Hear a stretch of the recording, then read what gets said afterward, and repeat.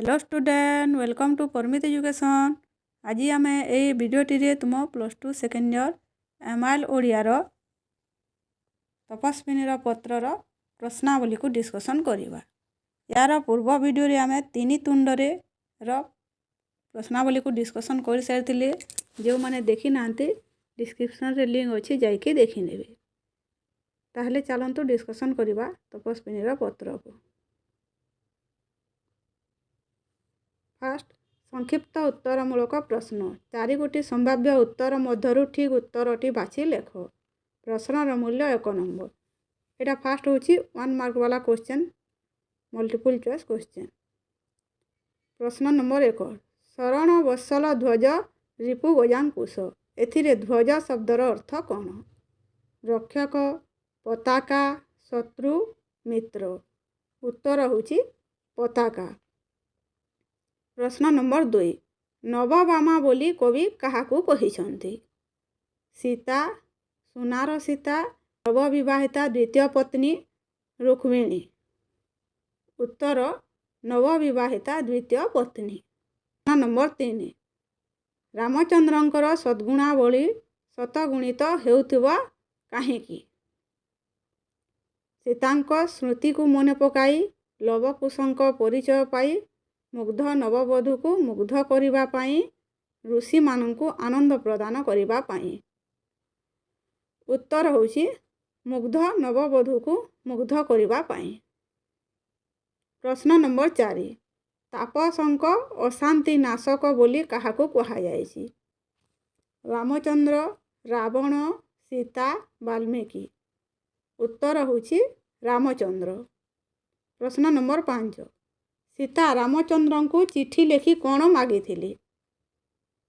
पुआ दुही को राजभोग प्रदान करिबा पाई, नवप्रणयिनी को बाहर करदेवा पाई, नवप्रणयिनी क्यों घोर तपस्या करी क्यों मंत्र जप करी रामचंद्र को बर रूपे पाइले जानिबा पाई, तांको दोष क्षमा करी देबा पाई।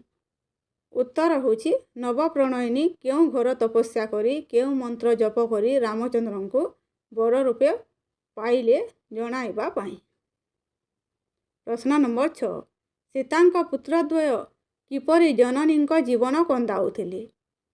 परस्पर मध्यरे कलह करी, वीणा सहकारे रामायण गान करी, रामचंद्रंक कथा मने पकाई, पितांक परिचय पचारी। उत्तर होची वीणा सहकारे रामायण गान करी। प्रश्न नंबर 7 तरु लतागण कौन शुणी अथय हुअन्ति? सीतांक क्रंदन, लवकुशंक रामायण गान, ऋषि मानंकर ओंकार ध्वनि, ऋषि कुमार मानंकर देवध्वनि। उत्तर होची लवकुशंक रामायण गान। प्रश्न नंबर 8 सीतांक शिशुद्वयंक मन कौन पाई सेमानंकु आकर्षित करि नेउथिला? रामचंद्रंक पद पंकज दर्शन करिबा पाई, राजा रामंक निकटरे रामायण गान करिबा पाई, मातांक प्रति होइतिबा अन्यायर प्रतिशोध नेबा पाई, अयोध्या जाई निजर पितांकु परिचय देबा पाई। उत्तर होची रामचंद्रंक पद पंकज दर्शन करिबा पाई। प्रश्न नंबर 9 कौन शुणी सीतांकर हृदय हानि होई जाउथिला? शिशुद्वयंक क्रंदन, रामचंद्रंक गत दुखर कहानी, जनकंक असुस्थता, रामचंद्रंक अश्वमेध यज्ञ। उत्तर होची रामचंद्रंक गत दुखर कहानी। प्रश्न नंबर 10 रामचंद्र सीतांक प्रेम को काहेकि स्वप्न मने करिवे बोली सीता लिखिछन्ति? नवप्रणयिनीर मुख दर्शन करी, राज कार्य व्यस्त रही, पुत्रद्वयंक परिचय पाई, रामायणर कथा श्रवण करी। उत्तर होची नवप्रणयिनीर मुख दर्शन करी। प्रश्न नंबर 11 सीता पत्र लेखुथिला बेले किए हसी हसी पहुँचिले? वाल्मीकि, लवकुश, सखी, रामंक दूत। उत्तर होची लवकुश। तापर आसिला संक्षिप्त उत्तरमूलक प्रश्न गोटे वाक्य उत्तर लेख। ये गोटे वाक्य उत्तर लिखा हेबो एवं प्रश्नर मूल्य 1 नंबर रहिबो। फास्ट प्रश्नटी है तपस्विनी किए? उत्तर हेब तपस्विनी होउचंती सीता रामचंद्रंक द्वारा निर्वासिता होई वाल्मीकि आश्रम रे सन्यासिनी भाव रे रहिछंती। प्रश्न नंबर 2 तपस्विनीर पत्र कहा उद्देश्य रे लिखित। उत्तर अयोध्या नरेश रामचंद्रंक उद्देश्य रे लिखित तपस्विनी सीतांकर पत्र। प्रश्न नंबर 3 शरण वत्सल बोली कवि काहाकू कहिछंती। उत्तर शरण वत्सल बोली कवि रघुवीर रामचंद्रंकू कहिछंती। प्रश्न नंबर 4 दुखगिरीर वज्र किए। उत्तर रामचंद्र प्रजांक दुख दूर करुथिबारु से हेउचंती दुख रूपक गिरीर वज्र सदृश। प्रश्न नंबर 5 दिन भिकारुणी बोली काहाकू कहा जाइछि। उत्तर सीतांकू कहा जाइछि। प्रश्न नंबर 6 राजराजेश्वर किए। उत्तर राजराजेश्वर हेउचंती रघुवीर रामचंद्र। प्रश्न नंबर 7 महायज्ञ रे किए दीक्षित होइथिले। उत्तर महायज्ञ रे अयोध्यार राजा रामचंद्र दीक्षित होइथिले। प्रश्न नंबर 8 नवमामा बोली काहाकू कहा जाइछि। उत्तर नवविवाहिता द्वितीय पत्नी को नवमामा बोली कहा जाइछि। प्रश्न नंबर 9 यज्ञ काल रे महाराजांक बाम भागरे किए शोभा पाउथिबे बोली सीता पत्र रे लिखिछंती। उत्तर यज्ञ काल रे महाराजांक बाम भागरे नवमामा शोभा पाउथिबे बोली सीता पत्र रे लिखिछंती। प्रश्न नंबर 10 यज्ञ काल रे रामचंद्रंक सद्गुण काहेकि बढ़ी जाऊ बोली कहा जाइछि। उत्तर मुग्ध बधू मुग्ध हेब बोली यज्ञ काल रे रामचंद्रंक सद्गुण बढ़ी जाउथिबा बोली कहा जाइछि। प्रश्न नंबर 11 किए मुग्ध हेब बोली सीता भाबिछंती। उत्तर रामचंद्र जो नुआ राजकन्या को विवाह करिछंती से मुग्ध हेबे बोली सीता भाबिछंती। प्रश्न नंबर 12 महायज्ञ रे महाराजा रामचंद्र कौन प्रदान करुथिबे बोली कहा जाइछि। उत्तर अनेक धन रत्न और पाट वस्त्र प्रदान करुथिबे बोली कहा जाइछि। प्रश्न नंबर 13 दान बारिधि बोली सीता काहाकू संबोधन करिछंती। उत्तर महाराजा रामचंद्र को दान बारिधि बोली सीता संबोधन करिछंती। प्रश्न नंबर 14 तपस्विनी मानकर अशांति नाशक किए। उत्तर तपस्विनी मानकर अशांति नाशक रघुवीर रामचंद्र। प्रश्न नंबर 15 केउ मानंकु राजा रामचंद्रंकर किछि अदेय नथिला। उत्तर तापस मानंकु राजा रामचंद्रंकर किछि अदेय नथिला। प्रश्न नंबर 16 मते न करिबो हेय केउ प्रसंग रे कहा जाइछि। उत्तर सीता निजकु तपस्विनी बोली परिचय देई मते न करिबो हेय बोली कहिछंती। प्रश्न नंबर 17 जनता भक्ति सहकारे काहाकू देखुथिबे बोली कहा जाइछि। उत्तर रामचंद्रंक नूतन पत्नी को देखुथिबे बोली कहा जाइछि। प्रश्न नंबर 18 सीता रामचंद्रंक कौन जणाई देबाकू लेखिथिले। उत्तर रामचंद्रंक अंक मंडन करिथिबा नवमामा पूर्वे केउ तप ओ मंत्र जप करिथिला ताहा जणाई देबाकू सीता लेखिथिले। प्रश्न नंबर 19 अत्यंत अबोध बोली सीता काहाकू कहिछंती। उत्तर अत्यंत अबोध बोली सीता तांकर पुत्र लव कुशंकू कहिछंती। प्रश्न नंबर 20 सीतांकर पुत्र मानकर केउ भाग्य नाही बोली कहा जाइछि। उत्तर सीतांकर पुत्र मानकर पितृकोल आरोहण भाग्य नाही। सीतांक पुत्र माने किपरि जननीर जीवन कंदाउथिले। उत्तर बीणा तंत्री सहकारे रामायण गान करी जननी सीतांक जीवन कंदाउथिले। प्रश्न नंबर 22 सीतांक पुत्र माने केउ वाद्य सहायता रे रामायण गाउथिले। उत्तर सीतांक पुत्र माने बीणा वाद्य सहायता रे रामायण गाउथिले। प्रश्न नंबर 23 तरुलतागण कौन शुणी अथय हुअंती बोली सीता लिखिछंती।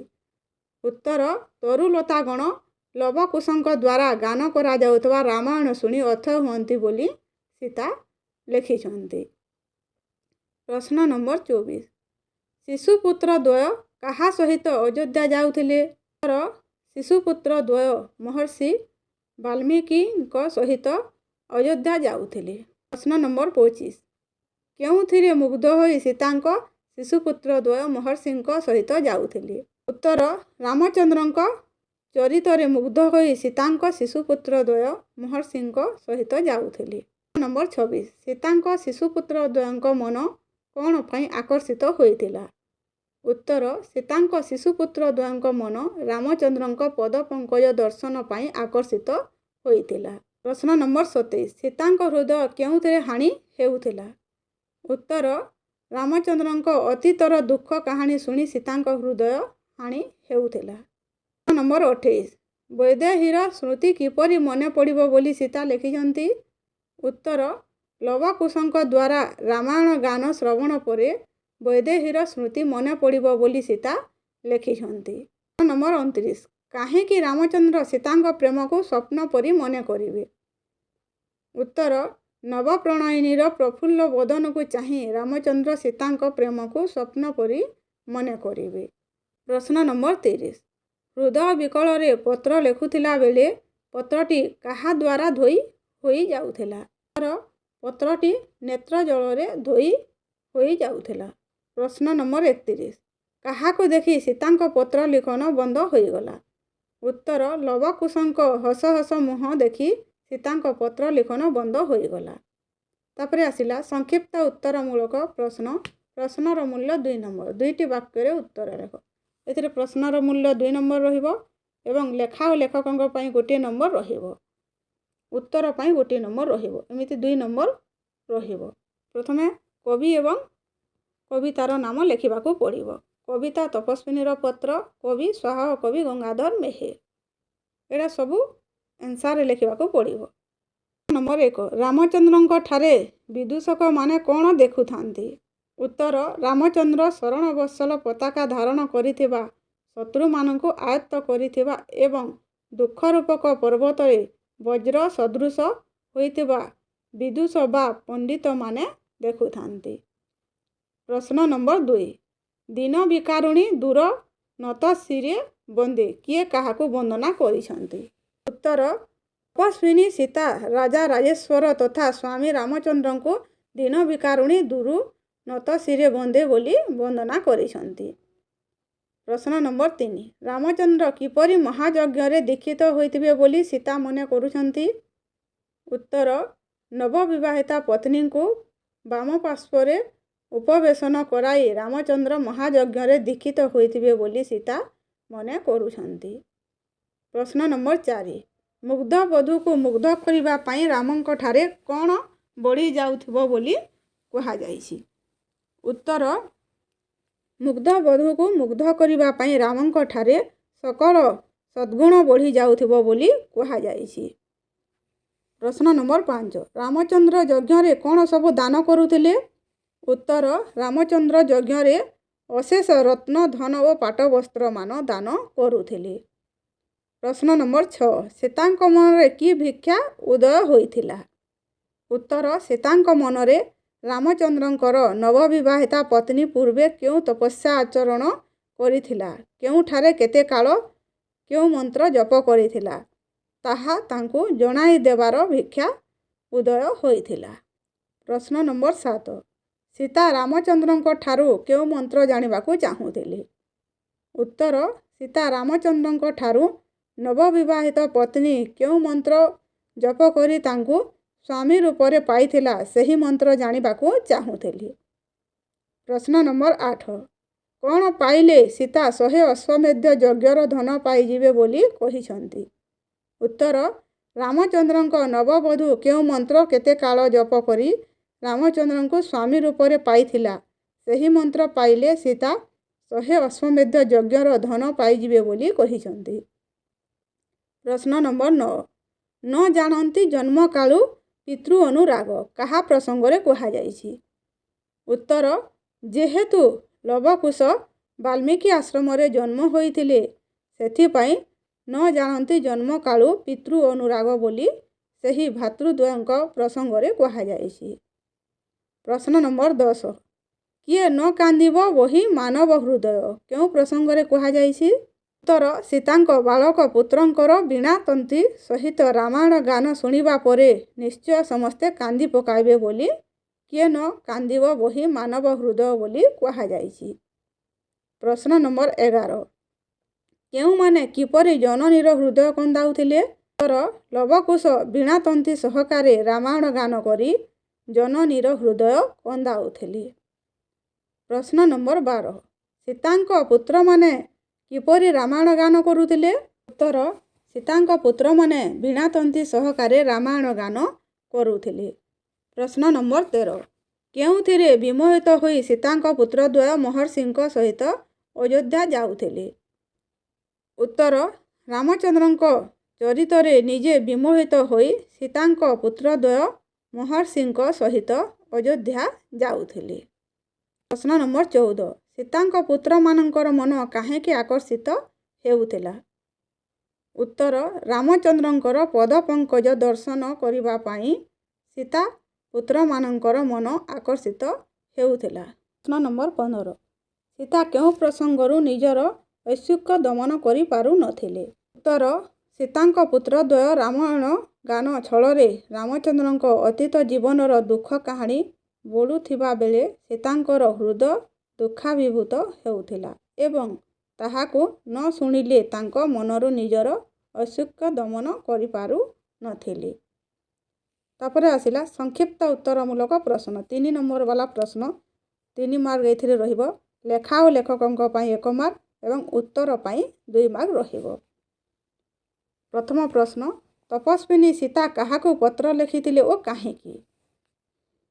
ଉତ୍ତର ରାମ ହୃଦୟ ଜ୍ୟୋତ୍ସ୍ନା ବୈଦେହୀ ସୀତା ଶୁଣିବାକୁ ପାଇଛନ୍ତି। ଅଯୋଧ୍ୟାର ନରପତି ରଘୁବୀର ରାମଚନ୍ଦ୍ର ଅଯୋଧ୍ୟାରେ ଯଜ୍ଞ କରୁଛନ୍ତି।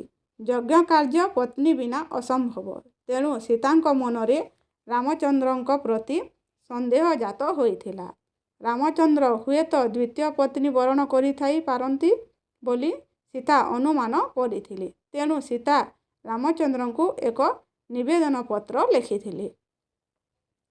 ପ୍ରଶ୍ନ ନମ୍ବର 2 ରାମଚନ୍ଦ୍ରଙ୍କର ଯଜ୍ଞ କରୁଥିବା କଥା ଶୁଣି ସୀତା କେଉଁ ପ୍ରସଙ୍ଗରେ ନିଶ୍ଚିତ ହୋଇଥିଲେ? ସୀତା ଯେତେବେଳେ ରାମଚନ୍ଦ୍ରଙ୍କ ଦ୍ୱାରା ନିର୍ବାସିତ ହୋଇ ବାଲ୍ମୀକି ଆଶ୍ରମରେ ତପସ୍ୱିନୀ ଭାବରେ ରହିଥିଲେ ସେତେବେଳେ ସେ ରାମଚନ୍ଦ୍ର ଯଜ୍ଞ କରୁଥିବା କଥା ଶୁଣିଥିଲେ। ଯଜ୍ଞ କାର୍ଯ୍ୟ ପତ୍ନୀ ବିନା ସମ୍ଭବ ନୁହେଁ ବୋଲି ସେ ଜାଣିଥିଲେ। ଯେହେତୁ ରାମଚନ୍ଦ୍ର ଯଜ୍ଞ କାର୍ଯ୍ୟ କରୁଛନ୍ତି ସେଥିପାଇଁ ସେ ଦ୍ୱିତୀୟ ପତ୍ନୀ ଗ୍ରହଣ କରିଥିବା ନିଶ୍ଚିତ ହୋଇଥିଲେ। ପ୍ରଶ୍ନ ନମ୍ବର 3 ମୁହିଁ ତପସ୍ୱିନୀ ମୋତେ ନ କରିବ ହେୟ ଏହା କେଉଁ ପ୍ରସଙ୍ଗରେ କୁହାଯାଇଛି? ଉତ୍ତର ରାମଚନ୍ଦ୍ର ଯଜ୍ଞ କାର୍ଯ୍ୟରେ ଆୟୋଜନ ନିମନ୍ତେ ନିଶ୍ଚୟ ଦ୍ୱିତୀୟ ପତ୍ନୀ ବରଣ କରିବା ଚିନ୍ତା କରି ସୀତା ତାଙ୍କୁ ପତ୍ର ଲେଖୁଛନ୍ତି। ସେ ଲେଖିଛନ୍ତି ଯେ ସେ କିଏ ତାହା ଜାଣିବା ଅନାବଶ୍ୟକ। କାରଣ ରାମଚନ୍ଦ୍ର ତପସ୍ୱୀମାନଙ୍କର ଅଶାନ୍ତି ବିନାଶ କରିଥାନ୍ତି ଏବଂ ତପସ୍ୱୀକୁ ତାଙ୍କର ଆଦେୟ କିଛି ନଥାଏ। ତେଣୁ ସେ ଜଣେ ତପସ୍ୱିନୀ ହୋଇଥିବାରୁ ତାଙ୍କୁ ହେୟ ବିବେଚନା ନ କରିବାକୁ ରାମଚନ୍ଦ୍ରଙ୍କୁ ଅନୁରୋଧ କରିଛନ୍ତି। ପ୍ରଶ୍ନ ନମ୍ବର 4 ସୀତା ପତ୍ର ଲେଖି ରାମଚନ୍ଦ୍ରଙ୍କ ଠାରୁ କେଉଁ ତପସ୍ୟା ଓ ମନ୍ତ୍ର ବିଷୟରେ ଜାଣିବାକୁ ଚାହିଁଥିଲେ? ଉତ୍ତର ରାମଚନ୍ଦ୍ର ଅଯୋଧ୍ୟାରେ ଯଜ୍ଞ କରୁଥିବା କଥା ଶୁଣି ମୁନି ଆଶ୍ରମରେ ତପସ୍ୱିନୀ ଭାବରେ ଜୀବନ ବିତାଉଥିବା ସୀତା ନିଶ୍ଚିତ ହୋଇଥିଲେ ରାମଚନ୍ଦ୍ର ଦ୍ୱିତୀୟ ପତ୍ନୀ ଗ୍ରହଣ କରିଛନ୍ତି। ତେଣୁ ସେ ରାମଚନ୍ଦ୍ରଙ୍କୁ ନିବେଦନ କରି ପତ୍ର ଲେଖିଥିଲେ। ଦ୍ୱିତୀୟ ପତ୍ନୀ ବିବାହ ପୂର୍ବରୁ କେଉଁ ତପସ୍ୟା ଓ ମନ୍ତ୍ର ଜପ କରିଥିବାରୁ ସେ ରାମଚନ୍ଦ୍ରଙ୍କୁ ପତି ରୂପେ ପାଇପାରିଲେ। ସୀତା ସେହି ତପସ୍ୟା ଓ ମନ୍ତ୍ର ଜାଣିବାକୁ ଚାହିଁଥିଲେ। ପ୍ରଶ୍ନ ନମ୍ବର 5 ନିଜର ପୁତ୍ରମାନଙ୍କର କେଉଁ ଅସହାୟତା ବିଷୟରେ ସୀତା ପତ୍ର ମାଧ୍ୟମରେ ସ୍ୱାମୀଙ୍କୁ ଲେଖିଥିଲେ? ଉତ୍ତର ତପସ୍ୱିନୀ ଭାବରେ ରହିଥିବା ସୀତା ରାମଚନ୍ଦ୍ରଙ୍କୁ ନିବେଦନ ପତ୍ର ଜଣାଇବା ସଙ୍ଗେ ସଙ୍ଗେ ତାଙ୍କର ପୁତ୍ରମାନଙ୍କର ଅସହାୟତା କଥା ଜଣାଇଥିଲେ। ସେ ଲେଖିଥିଲେ ତାଙ୍କର ପୁତ୍ରଦ୍ୱୟ ଅତ୍ୟନ୍ତ ଅବୋଧ। ସେମାନଙ୍କ ଭାଗ୍ୟରେ ପିତୃକୋଳ ଆରୋହଣର ଭାଗ୍ୟ ନାହିଁ। ଫଳରେ ସେମାନେ ଜନ୍ମ ସମୟରୁ ପିତୃ ଅନୁରାଗ ଜାଣନ୍ତି ନାହିଁ। ପ୍ରଶ୍ନ ନମ୍ବର 6 କାହିଁକି ସୀତାଙ୍କ ପ୍ରେମକୁ ରାମଚନ୍ଦ୍ର ସ୍ୱପ୍ନ ପରି ମନେ କରିବେ ବୋଲି ସେ ଉଲ୍ଲେଖ କରିଛନ୍ତି। ଉତ୍ତର ଅଭିମାନଭରା ମାନସିକତା ପ୍ରକାଶ କରି ସୀତା ନିବେଦନ ପତ୍ରରେ ଲେଖିଛନ୍ତି, ପୁତ୍ରଙ୍କ ଠାରୁ ରାମାୟଣ ଶୁଣିଲା ପରେ ଯଦି ବୈଦେହୀର କଥା ମନେ ପଡ଼ିଯାଏ, ତାହାକୁ ନବପ୍ରଣୟିନୀର ପ୍ରଫୁଲ୍ଲ ଲୋପନକୁ ଚାହିଁ ସ୍ୱପ୍ନ ପରି ମନେ କରିବ। ଅର୍ଥାତ୍ ଦ୍ୱିତୀୟ ପତ୍ନୀକୁ ପାଇଲା ପରେ ବୈଦେହୀ କଥାକୁ ସ୍ୱପ୍ନ ପରି ଭୁଲିଯିବ। ତାପରେ ଆସିଲା ଶେଷ ପ୍ରଶ୍ନ, ତପସ୍ୱିନୀ ସୀତାଙ୍କର ସନ୍ଧ୍ୟାଚ୍ଛନ୍ନ ଭାବନାର ପରିଚୟ ଦିଅ। ଉତ୍ତର, ମୁନି ଆଶ୍ରମରେ ଥିବା ସମୟରେ ତପସ୍ୱିନୀ ସୀତା ଶୁଣିବାକୁ ପାଇଛନ୍ତି, ଅଯୋଧ୍ୟାରେ ସ୍ୱାମୀ ରାମଚନ୍ଦ୍ର ଅଶ୍ୱମେଧ ଯଜ୍ଞ କରାଉଛନ୍ତି। ଯଜ୍ଞ କାର୍ଯ୍ୟରେ ପତ୍ନୀର ଆବଶ୍ୟକତା ରହିଛି। ଯେହେତୁ ତାଙ୍କ ନିକଟରେ ସେ ଉପସ୍ଥିତ ନାହାନ୍ତି, ତେଣୁ ସ୍ୱାମୀ ତାଙ୍କର ଦ୍ୱିତୀୟ ପତ୍ନୀ ଗ୍ରହଣ କରିଛନ୍ତି ବୋଲି ତାଙ୍କ ମନରେ ସନ୍ଦେହ ସୃଷ୍ଟି ହୋଇଛି। ଅଭିମାନରେ ତାହାଙ୍କୁ ଭୁଲିଯିବେ ବୋଲି କହିଛନ୍ତି ଓ ନିଜ ପୁତ୍ରମାନଙ୍କୁ ରାମାୟଣ ଗାନର ବିଶେଷତା ସମ୍ପର୍କରେ ସୂଚନା ଦେଇଛନ୍ତି। ପିଲେମାନେ, ଏଇ ଥିଲା ତୁମ ତପସ୍ୱିନୀର ପତ୍ରର ପ୍ରଶ୍ନାବଳୀ, ଯେଉଁଟାକି ଏବେ ଡିସ୍କସନ୍ କରାହେଲା। ଭିଡ଼ିଓଟିକୁ ଲାଇକ୍, ସେୟାର ଏବଂ ସବସ୍କ୍ରାଇବ୍ କରନ୍ତୁ। ଧନ୍ୟବାଦ।